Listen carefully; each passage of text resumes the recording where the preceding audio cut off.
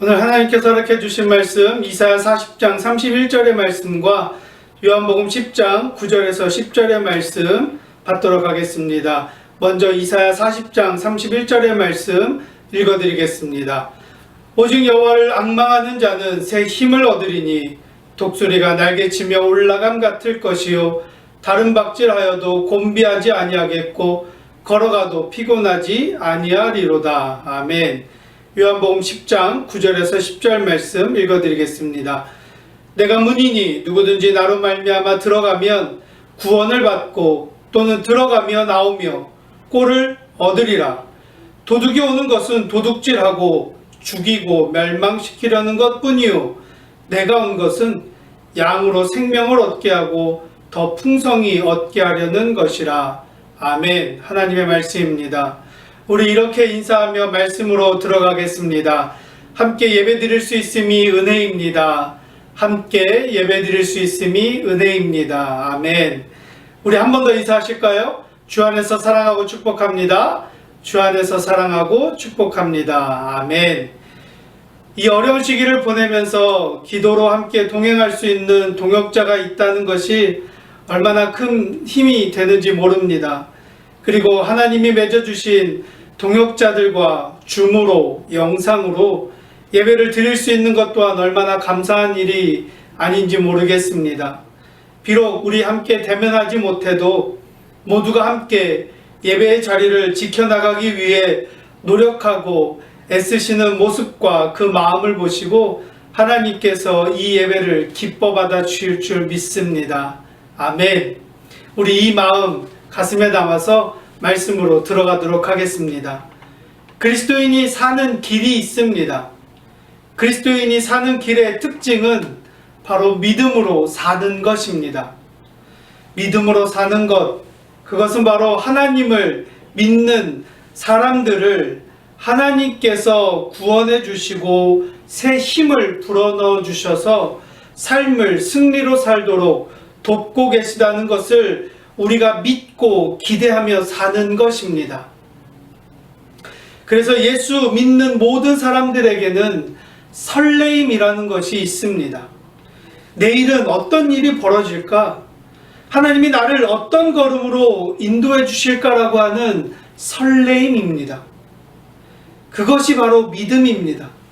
믿지 않는 사람들에게는 설레임이 없죠. 왜냐하면 기적이 끼어들 여지가 없는 사고방식과 가치관, 세계관을 가지고 살아가고 있기 때문입니다. 그러나 우리는 하나님이 나를 사랑해 주시고 나를 앞으로 어떻게 인도하실지에 대한 기대와 설레임이 있습니다. 내가 지금 믿음이 있는지 없는지 알 수 있는 방법 중에 한 가지는 예배를 드리고 있는 지금 바로 이 순간에 내 가슴이 하나님을 만나서 하나님께서 보여주실 삶의 모습에 대해서 과연 내가 정말 얼마만큼 설레이고 있는가, 설레이는 가슴을 갖고 지금 예배를 드리고 있는가라고 하는 것을 바로 느낄 수 있는 것.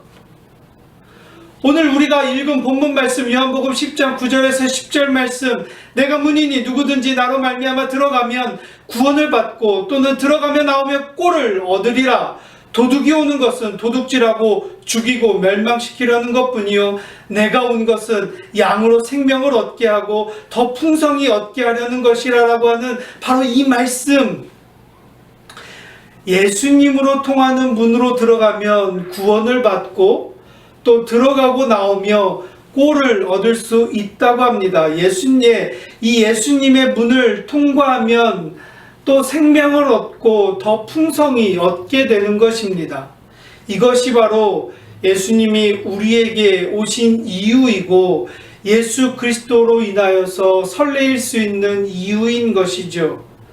구원을 허락해 주시려고, 그리고 생명의 풍성함을 허락해 주시려고, 이 문을 통과하면, 예수 그리스도의 문을 통과하면, 예수 그리스도가 허락해 주시는 문을 통과하면 우리 안에 변화가 생겨지는 것입니다. 생명의 변화이죠. 우리가 살고 있는 현실은 나의 생각을 부정적으로 만들어 버립니다. 왜냐하면 세상에서 살기 힘들기 때문에 너무나도 힘이 듭니다. 힘에 부치니 포기하고 싶어집니다. 왜 부정적이 되느냐 하면 지금 고난을 당하고 아픔을 당하는 것은 지금의 아픔이 나에 대한 하나님의 평가라고 생각되어지게 만들고 하나님이 나를 버린 것 같고 함께하지 않는 것 같은 마음도 때로는 듭니다. 더 깊이 들어가면 내가 하나님 앞에 범죄했기 때문에 또 부족했기 때문에 죄를 지었기 때문에 이렇게 고난을 당하고 있지는 않은가라는 스스로 생각하고 판단해버리는 경우도 생깁니다. 그러나 그것은 옳은 판단이 아닙니다.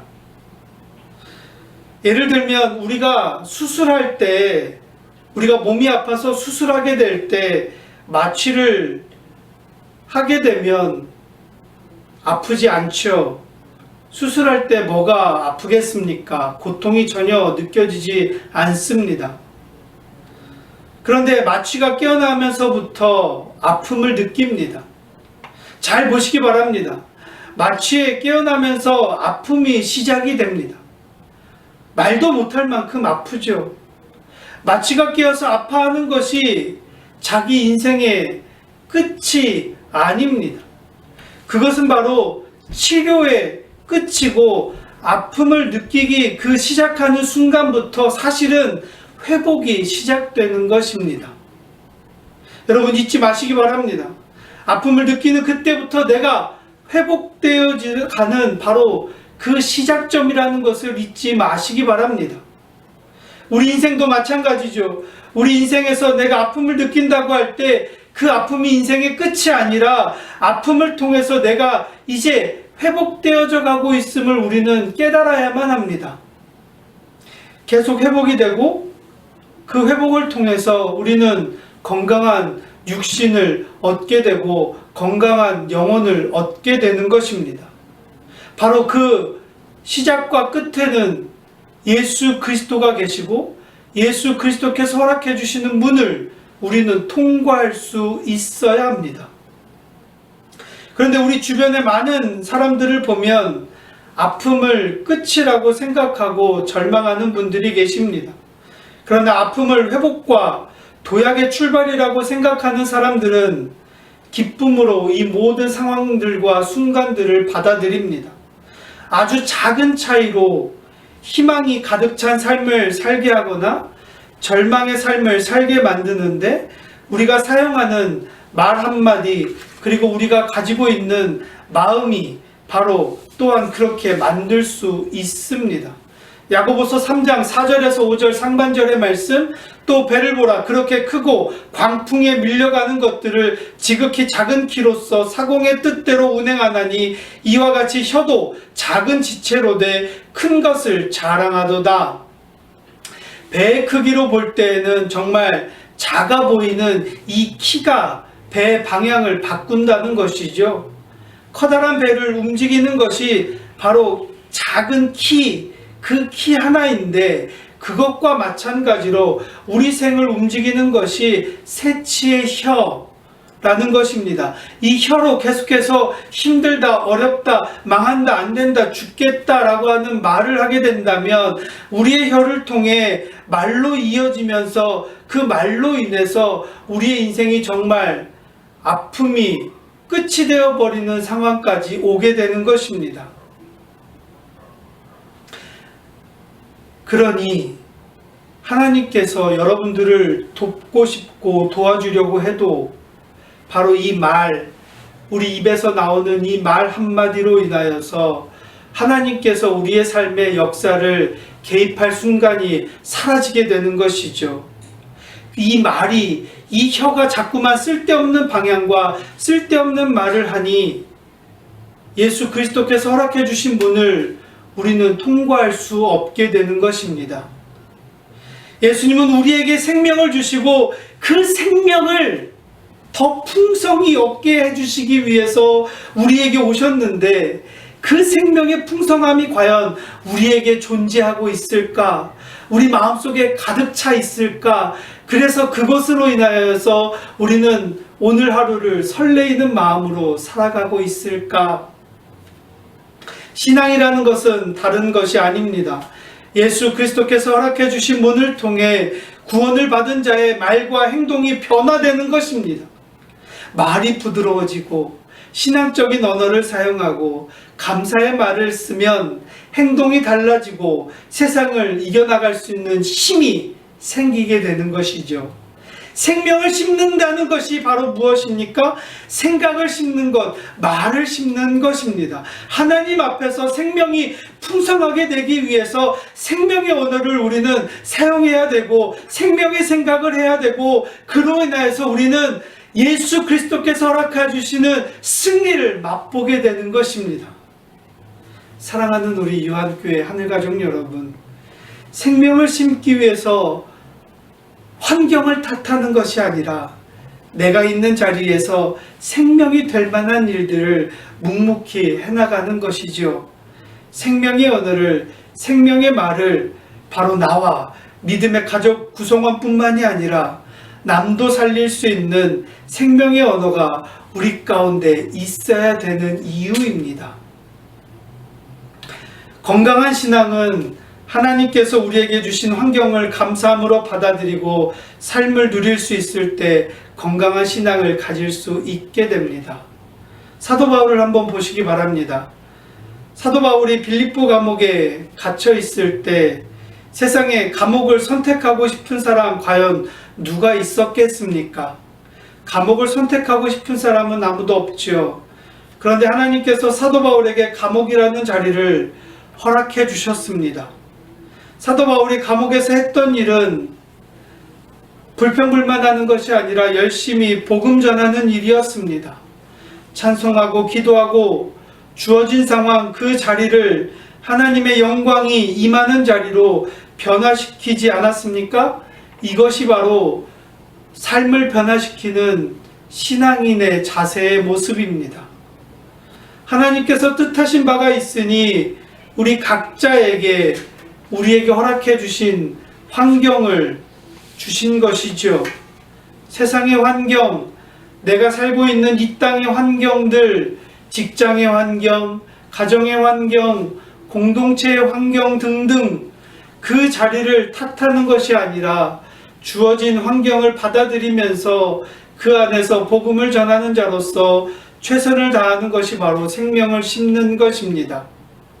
빌립보서 4장 11절 12절 말씀, 내가 궁핍함으로 말하는 것이 아니니라 어떠한 형편에든지 나는 자족하기를 배웠노니 나는 비천에 처할 줄도 알고 풍부에 처할 줄도 알아 모든 일 곧 배부름과 배고픔과 풍부와 궁핍에도 처할 줄 아는 일체의 비결을 배웠노라.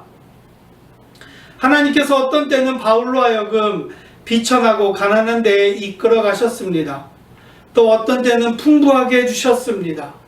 바울은 내가 배부를 때, 배고플 때, 풍부할 때, 궁핍할 때 일체의 비결을 배웠다는 것입니다. 바울은 풍족한 환경으로만 이끌어 달라고 하지 않았습니다. 그리고 이제 그가 한 고백, 빌립보서 4장 13절, 내게 능력 주시는 자 안에서 내가 모든 것을 할 수 있느니라. 바울의 이 고백은 내가 환경을 가지고 안달하지 않겠다는 것입니다. 밤낮 논쟁하는 것이 예수님 믿는 사람이 부자가 되어야 되느냐, 예수 믿는 사람은 높은 자리에 올라가야 되지 않겠느냐, 권력을 잡아야 어떤 것이라도 변화시킬 수 있고 복음 전할 수 있지 않겠냐, 아니 그렇지 않다, 가난해져야 된다, 권력과 멀어져야 된다, 그래야 복음대로 사는 것이다, 이러한 것이 복음의 중요한 논쟁거리가 될 수 없습니다. 어떤 것이 기독교의 핵심 교리다, 기독교의 핵심의 삶의 모습이다 라고 말할 수 없습니다. 어떤 것이 옳고 어떤 것이 그르다라고 이야기할 수 없습니다. 예수 믿는 사람들은 다 가난해져야 된다? 혹은 예수 믿는 사람들은 다 부자가 되어야 된다? 그런 말이 어디 있겠습니까? 하나님은 다양하게 부르셨습니다. 한 사람 한 사람 하나님 주신 은사가 다르듯이 하나님께서 허락해 주신 환경도 각자 다 다릅니다. 환경과 주어진 자리는 각자 다 다르지만 한 가지 공통점은 존재합니다. 내가 부자이든 가난한 자이든 권력은 가진 자이든 아니든 건강한 자이든 건강하지 못한 자이든 상황과 상관없이 예수 그리스도로 인하여서 구원을 얻은 그 삶 자체로 주님과 함께 행복한 삶을 누릴 수 있는 자이며 기쁨에 감사해서 내가 복음대로 살고 복음을 전하지 않으면 견딜 수 없을 만큼 하늘의 기쁨이 바로 충만하다는 것입니다. 사랑하는 성도님 여러분, 내가 부자라서 하나님 앞에 감사하고 내가 가난해서 하나님 앞에 감사하고 내가 가난한 삶을 살기 때문에 예수님이 원하는 삶이다라고 바로 그것 때문에 내가 과연 하나님 앞에 감사한 삶을 살고 계십니까? 나에게 주어진 어떤 하나의 것 때문에 하나님 앞에 감사한 자로 서시겠습니까? 아니요. 우리에게 정말 필요한 것은 내가 어떤 상황에 있든지 내가 어떤 자리에 있든지 그 환경과 그 자리를 가지고 그것만 가지고 기뻐하는 것이 아니라 혹은 그 환경과 그 자리를 탓해서 나에게 부족한 것이 있기 때문에 절망으로, 낙심으로, 어려움으로, 고난으로 나의 영을 끌고 가는 것이 아니라 예수 그리스도의 문을 통과했다면, 예수 그리스도께서 허락해 주신 생명의 문을 우리는 통과했다면 우리는 그 통과한 그 삶 그 자체만으로도, 구원의 삶 자체만으로도 기뻐하고 즐거워하고 그것이 나의 가슴에 벅차고 차올라서 주체할 수 없어서 우리 주변 사람들에게 복음을 전할 수 있는 그 바로 설레이는 삶, 믿음으로 바로 그것을 반응할 수 있어야 되지 않겠습니까? 그래서 어디를 가든 어디에 있든 어떤 자리에 있든 어떤 환경에 처하든 우리는 복음을 전하는 자고 우리는 믿음으로 반응하며 그 복음대로 예수 그리스도와 함께 기쁨으로 삶을 살아야 되지 않겠습니까? 성경이 말하는 것은 환경을 뒤집어 엎으라는 것이 아닙니다. 주어진 여건 속에서 믿음으로 반응하라는 것입니다. 비천에 처하면 비천한 데 처해서 배고픔에 속해 있으면 배고픔 가운데서도 우리는 일체의 비결을 바울이 배웠다고 한 것처럼, 그리고 그 안에서 내게 능력 주시는 자 안에서 내가 모든 것을 할 수 있다라고 하는 이 고백처럼 하나님께서 주신 상황과 환경들 그리고 삶의 모든 여건에서 최선을 다하는 것입니다. 그 모든 것들 안에서 다만 잊지 말아야 될 것은 주님께서 나를 구원해 주시고 우리는 구원을 받은 자고 구원의 기쁨이 내 안에서 내 삶에서 살아 숨쉬어야 한다는 것입니다. 이것이 바로 예수 믿는 자의 진정한 모습입니다. 그리고 그러한 모습 속에 하나님께서 바라는 것이 있죠. 신명기 32장 11절, 마치 독수리가 자기의 보금자리를 어지럽게 하며 자기의 새끼 위에 너풀거리며 그의 날개를 펴서 새끼를 받으며 그 날개 위에 그것을 엎는 것 같이 라고 기록된 이 말씀, 이것은 나중에 이사야 40장 31절 말씀으로 이어지죠. 오직 여호와를 앙망하는 자는 새 힘을 얻으리니 독수리가 날개치며 올라감 같을 것이라. 어떤 어미 독수리가 있습니다. 그리고 그 어미 독수리는 아기 독수리를 낳습니다. 잘 키웁니다. 맛있는 지렁이도 먹이고 먹일 것을 잘 물어다 줍니다. 그러다 아기가 조금 크니까 어미가 갑자기 정신이 들기 시작하면서 정신이 막 이상해지면서 보금자리를 어지럽히고 그 아기 새끼 독수리를 점점 벽에 몰더니 절벽에서 밀어버립니다. 이 아기 새끼 독수리는 정신이 없어서 절벽에서 떠미는 이 어미의 이 모습을 바라보고 절벽에서 떨어지면서 생각을 합니다. 나의 어머니가, 내 엄마가 나를 죽이려고 하네? 그 상황과 그 순간 속에 살기 위해서 되지도 않는 날개짓을 하기 시작을 합니다. 그러다 떨어질 때쯤 엄마가 받아주고, 또 떨어질 때쯤 엄마가 받아주고, 그 아기 새끼 독수리는 살기 위해 여전히 날개짓을 합니다. 그리고 어느 순간 본인 스스로 날개짓을 하며 스스로의 힘으로 하늘을 날게 되죠. 이것이 바로 큰 뜻과 큰 계획을 가지고 있는 어미 독수리의 계획입니다. 하나님도 마찬가지죠. 어떤 때는 우리를 벼랑까지 몰고 가십니다. 고난 가운데 빠지게도 만들고요, 평안한 데에 머무르게 하지 않으실 때도 있습니다. 바로 그 이유는 우리를 훈련시키시기 위함이시죠. 강하게 만들기 위한 하나님의 뜻입니다. 그것을 우리는 이해할 수 있어야 됩니다. 거기에서 우리가 해야 될 일은 죽을 힘을 다해 날개짓을 해야만 합니다. 생명의 길을 선택한다는 것은 모든 여건 속에서 죽을 힘을 다해 날개짓을 해서 하나님께서 허락해 주신 생명의 기운을 우리는 더욱더 우리 스스로 하나님과 더불어서 풍성하게 만들어내야 합니다. 오직 여호와를 앙망하는 자만이 새 힘을 얻어 독수리 날개치며 올라감 같은 생명력이 있고 원동력이 있는 인생을 사는 것입니다. 그런데 중요한 포인트는 우리 한국적인 상황에서 신앙을 오해하는 것이 있습니다. 그것은 바로 아무것도 하지 않아도 하나님을 바라보는 것입니다. 이것이 정말 우리에게 병적인 신앙과 같습니다. 뭐냐면 하나님께서 어미독수리 같이 우리를 벼랑에서 확 모으는데 우리가 죽을 것 같으니까 하나님께서 받아주십니다. 받아주시면 하나님이 그래 나를 버리지 않으셨어, 받아주셨어, 우리는 믿음이 너무 좋아서 하나님 나를 받아주실 줄 믿습니다라고 하면서 우리는 끝까지 날개짓을 하지 않고 하나님이 받아주시고 받아주시는 것만 믿음이라고 생각을 합니다.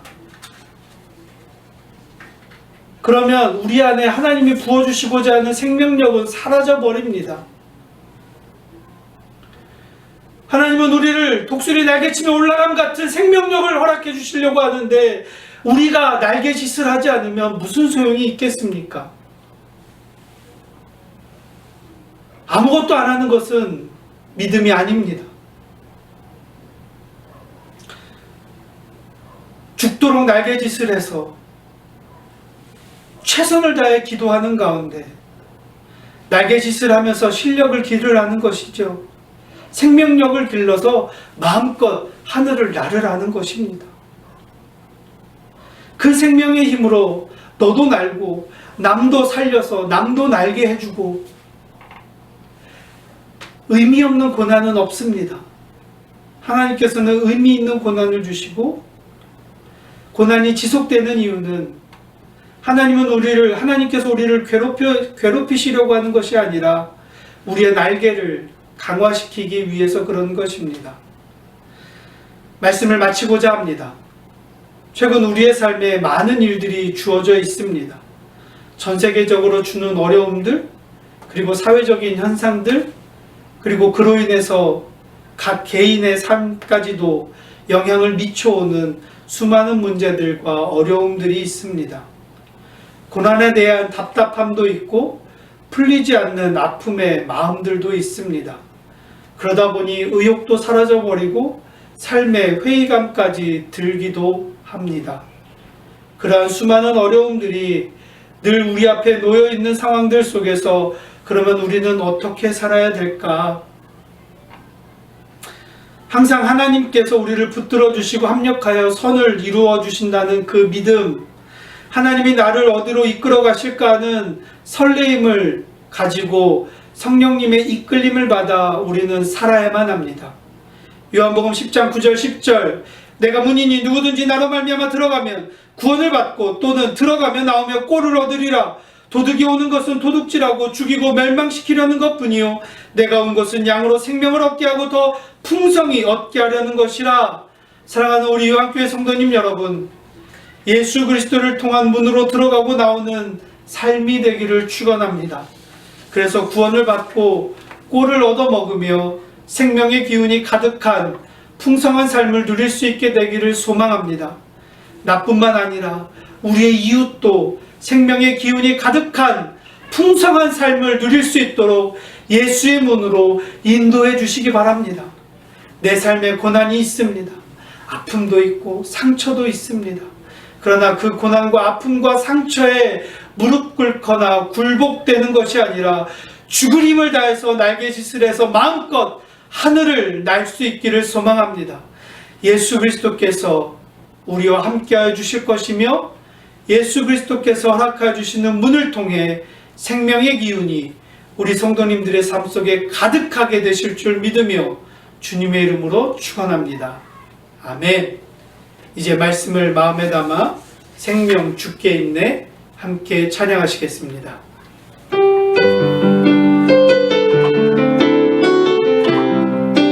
생명 주께 있네. 생명 주께 있네. 능력 주께 있네. 소망 주께 있네. 주 안에 있네. 생명 주께 있네. 소망 주께 있네. 소망 주께 있네. 주 안에 있네. 생명 다해 주 찬양하리. 힘을 다해 주 찬양